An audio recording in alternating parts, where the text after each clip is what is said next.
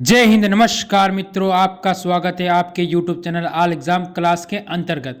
ये क्लास आपके कोई भी एग्जाम की तैयारी करो, जैसे Delhi police, UP police, MP police, Bihar या SIGD या CRPF ट्रेडमैन, ऑल एग्जाम के लिए इंपॉर्टेंट होने वाली क्लास है। जैसे कि इसमें हर वो क्वेश्चन है जो हर एग्जाम में पूछे जाते हैं या एग्जाम में बार बार आने वाले क्वेश्चन है। ठीक है, एक बार वीडियो को लाइक करके शेयर करके चैनल को सब्सक्राइब कर देना। ठीक है, पहला क्वेश्चन आपको आपके सामने, इससे पहले आप मेरे को कमेंट करके बताएंगे कितने आपके सही हुए और कितने गलत होते हैं। पहला क्वेश्चन क्या कहता है, कांवा राष्ट्रीय उद्यान किस राज्य में स्थित है? तो वो है मध्य प्रदेश। मध्य प्रदेश यानी ऑप्शन नंबर बी। ठीक है, ये आपका होता है मध्य प्रदेश के अंतर्गत। अगला क्वेश्चन, भारतीय वनों में से किसमें से बाघ विलीन हो गए हैं? किसमें से विलीन हो गए ये बताना है। ठीक है, तो इसमें कौन सा होगा? ठीक है, तो वो होगा आपका सरिस्का वाइल्ड लाइफ सेंचुरी। ठीक है, ऑप्शन नंबर डी बिल्कुल सही होगा। चंद्र प्रभा वन जीव अभयारण्य कहाँ स्थित है? ठीक है, चंद्र प्रभा वन जीव अभयारण्य है उत्तर प्रदेश के अंतर्गत, यानी ऑप्शन सी बिल्कुल इस क्वेश्चन का सही और सटीक उत्तर होगा। तमिल में महाभारत के सर्वप्रथम अनुवाद यानी ट्रांसलेशन थे किसने? वो बताना है। पेरुन देवनार। ऑप्शन नंबर आपका होगा डी बिल्कुल इस क्वेश्चन के अंतर्गत सही और सटीक उत्तर आपका होने वाला है। अगला क्वेश्चन आपके सामने, सुल्तान मोहम्मद की भारत विजय का मुख्य उद्देश्य क्या था? उसकी क्या इच्छा थी भारत में विजय प्राप्त करूं? उसका उद्देश्य क्या था वो बताना है। उसका उद्देश्य था, आप सभी को पता है क्या करते पहले बागड़ा आक्रमणकारी, यहाँ आते और धन लूट कर लेके चले जाते, यानी धन संग्रह करना, यानी धन लूट के यहाँ से लेकर जाना। अगला क्वेश्चन क्या कहता है, भारतीय इस्पात प्राधिकरण लिमिटेड की स्थापना कब की गई? ठीक है, इसकी स्थापना कब की गई आपको ये बताना है इस क्वेश्चन के अंतर्गत। तो 1974 ईस्वी में। कब की गई? 1974 ईस्वी, यानी ऑप्शन नंबर सी बिल्कुल सही है। निम्न में से कौन सा तेल शोधक शाला खनिज तेल क्षेत्र में समीप ही स्थापित की गई है?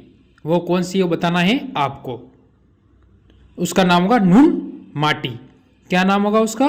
नून माटी, यानी आपका ऑप्शन इसमें कौन सा सही हो रहा है? ऑप्शन नंबर आपका बी बिल्कुल सही होगा इस क्वेश्चन के अंतर्गत। ठीक है, अगला क्वेश्चन क्या कहता है, कोंकण रेल मार्ग किस पर्वत श्रृंखला से होकर गुजरता है? कोंकण कहाँ से गुजरता है ये बताना है आपको। ये गुजरता है पश्चिमी घाट से। कहाँ से गुजरता है? पश्चिमी घाट से होकर ये गुजरता है। यानी इस क्लास के अंदर 50 टॉप क्वेश्चन है आपके लिए। अगला क्वेश्चन, भारत में प्रथम क्रांति रेल कहाँ चली? क्रांति रेल कहाँ चली थी भारत में? तो आपको पता है दिल्ली से लेकर बेंगलुरु तक। ठीक है, ऑप्शन नंबर इस क्वेश्चन में सी आपका बिल्कुल सही होगा।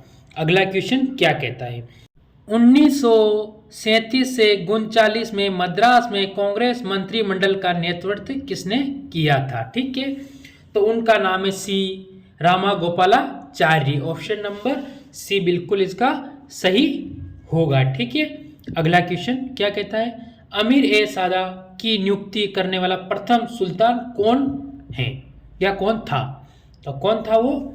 उसका नाम था मोहम्मद बिन तुगलक। क्या नाम था उसका? मोहम्मद बिन तुगलक। ऑप्शन नंबर इस क्वेश्चन के अंतर्गत सी आपका बिल्कुल सही होगा। अगला क्वेश्चन क्या कहता है, कौटिल्य, चाणक्य, विष्णुगुप्त ने किसकी सहायता से भारत में मौर्य वंश की नींव डाली थी? यानी तीनों नाम किनके हैं? कौटिल्य उन्हीं का है, चाणक्य उन्हीं का और विष्णुगुप्ती उन्हीं का, एक ही का ही है। ठीक है ना, ये आपको ध्यान रखना है, चंद्रगुप्त मौर्य की सहायता से। ठीक है, आपको पता भी होना चाहिए, जैसे कि आपको पता है कि चाणक्य एक महान विद्वान थे। ठीक है ना, तो जो कहाँ के थे? मगध में। तो इनकी जो पुस्तक थी वो उसका नाम आपको बताना है। तो इनकी पुस्तक का नाम है अर्थशास्त्र। क्या नाम है इनकी? अर्थशास्त्र इनकी क्या है? पुस्तक है, ये आपको ध्यान रखना है। ठीक है, अगला क्वेश्चन क्या कहता है, चांगवोन में आयोजित ISSF वर्ल्ड जूनियर निशानेबाजी चैंपियनशिप 2023 में सेन याम ने कौन सा मेडल जीता है? ये आपको बताना है। तो उसने गोल्ड मेडल, ठीक है, गोल्ड मेडल जीता है 2023 के अंदर, option A. Methane liquid oxygen से पहली बार रॉकेट किस देश ने लॉन्च किया है? तो उस देश का नाम आपको बताना है। तो उस देश का नाम होगा चीन। क्या नाम होगा?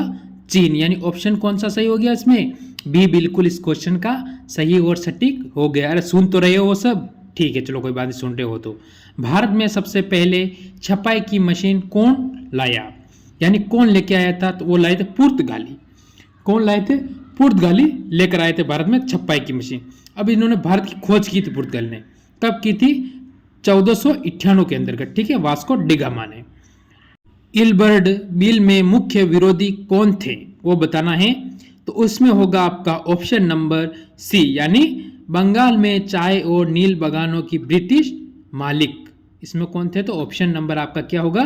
सी बिल्कुल इस क्वेश्चन का सही और सटीक उत्तर होगा। अगला क्वेश्चन क्या कहता है? एक पत्थर के शिलालेख में अशोक ने कर के बारे में बताया है। यह शिलालेख कौन सा है? यह आपको बताना है। रुमिडी स्तंभ शिलालेख, ठीक है। ऑप्शन नंबर इस क्वेश्चन में सी आपका बिल्कुल सही होगा। अगला क्वेश्चन, चिंतामणि जोग नामक ग्रंथ की रचना किसने की?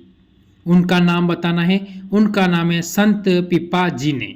ऑप्शन नंबर ए बिल्कुल इस क्वेश्चन का सही और सटीक उत्तर होगा।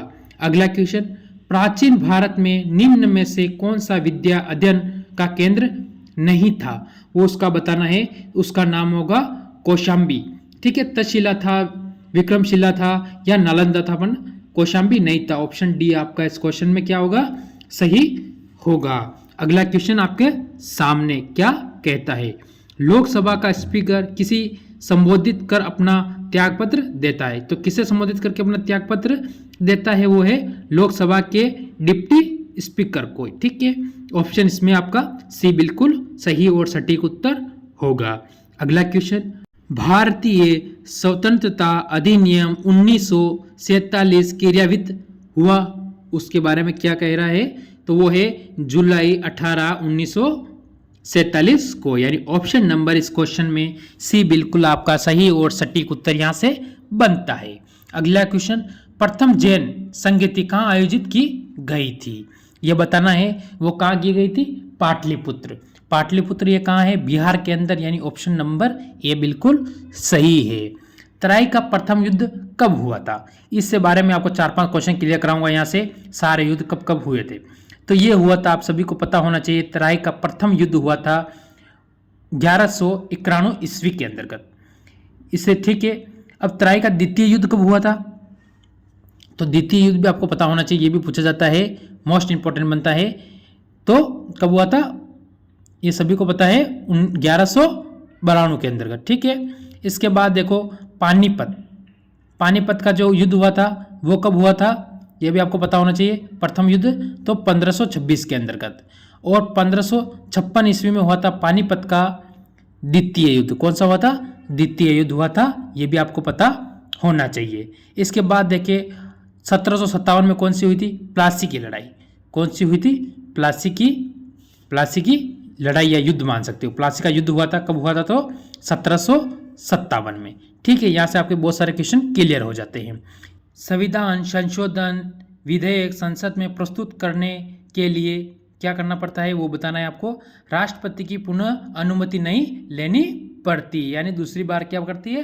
राष्ट्रपति होते हैं, उनकी अनुमति हमें लेने की जरूरत नहीं पड़ती है। यानी ऑप्शन नंबर इसमें बी आपका बिल्कुल सही और सटीक उत्तर आपके सामने होगा। ध्यान रखना है क्या होता है? Option number B. अगला क्वेश्चन क्या कहता है? भारत में सरकार की संसदीय प्रणाली कहाँ से ग्रहण की गई है?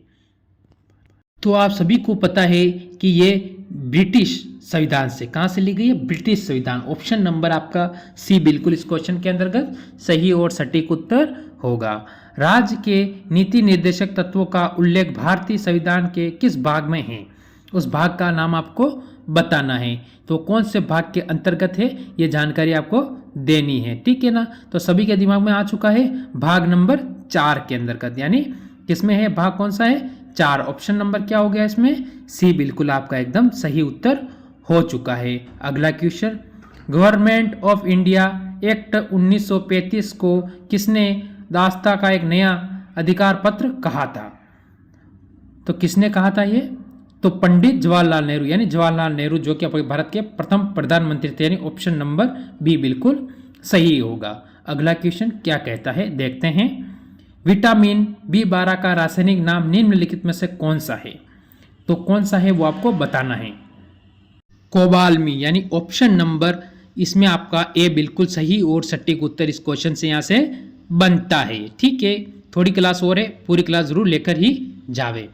ध्वनि के आयाम को मापने की इकाई क्या है वो बतानी है आपको। तो सभी को पता, सबसे नॉर्मल क्वेश्चन है डेसिबल। क्या होता है? डेसिबल। ऑप्शन नंबर ए बिल्कुल सही होगा। अगला क्वेश्चन, हेगिक घाटियों किससे संबंधित है? तो किससे संबंधित है? ग्लेशियम एक्शन। ठीक है, ऑप्शन नंबर इस क्वेश्चन में आपका कौन सा सही होगा? आपने सोच लिया। ऑप्शन बी इस क्वेश्चन का आपका क्या होगा? सही और सटीक उत्तर आपके सामने होगा। कौन सा? Option B. अगला क्वेश्चन क्या कहता है देखते हैं। भारत का निगमीकृत बंदरगाह कौन सा है? तो कौन सा है भारत का, ये बताना है। उसका नाम क्या होगा आपके सामने? चार में से बिल्कुल एक सही है, ओडिशा। क्या होगा? ओडिशा। ऑप्शन नंबर सी इस क्वेश्चन का सही और सटीक उत्तर आपके सामने होगा। कौन सा बंदरगाह भारतीय समुद्री व्यापार का पूर्वी द्वार कहलाता है? पूर्वी द्वार कहलाता है। पूर्व में क्या है, कौन सा पड़ता है? तो वो पड़ता है कोलकाता। कौन सा पड़ता है? कोलकाता। ऑप्शन नंबर आपका कौन सा सही होगा? ऑप्शन बी बिल्कुल इस क्वेश्चन का सही और सटीक उत्तर आपके सामने होगा। अगला क्वेश्चन क्या कहता है देखते हैं। महात्मा बुद्ध किस वंश से संबंधित है? तो ये किस वंश से संबंधित है उनका नाम बताना। तो उनका नाम होगा शाक्य। शाक्य, यानी ऑप्शन नंबर सी इस क्वेश्चन का बिल्कुल सही और सटीक उत्तर आपके सामने होगा। अगला क्वेश्चन क्या कहता है। किसे सीमांतर गांधी के नाम से भी जाना जाता है? तो सीमांतर गांधी के नाम से किसे जाना जाता है? तो उसका नाम क्या है वो आपको बताना है। तो उसका नाम होगा खान अब्दुल गफर खान। ठीक है, क्या नाम होगा? खान अब्दुल गफर खान, यानी इसमें अब्दुल नीचे मात्रा नहीं लगाई उसने, तो अब्दुल हो जाएगा। ठीक है, आपको यह ध्यान रखना है। ठीक है, Khan Abdul Gaffar Khan, option number B. अगला क्वेश्चन क्या कहता है। प्रकाश का रंग निर्धारित होता है किसके? तो इसमें होगा तरंग दैर्घ्य से। ठीक है, ऑप्शन नंबर इस क्वेश्चन के अंतर्गत आपका होता है बी बिल्कुल सही और सटीक उत्तर होगा। ऑप्शन नंबर बी आपका इस क्वेश्चन के अंतर्गत ही आपको याद रखना है। ठीक, चलो इसी बात पे इस क्लास को हम यही विराम देते हैं आज की इस क्लास को। अगर आपको अच्छी लगी हो तो एक बार लाइक करके, शेयर करके, चैनल को सब्सक्राइब करके बेल आइकन ऑन कर देना। रोजाना आपको इसी टाइम पे क्लास मिलती है, क्लास लेना कभी नहीं भूलना।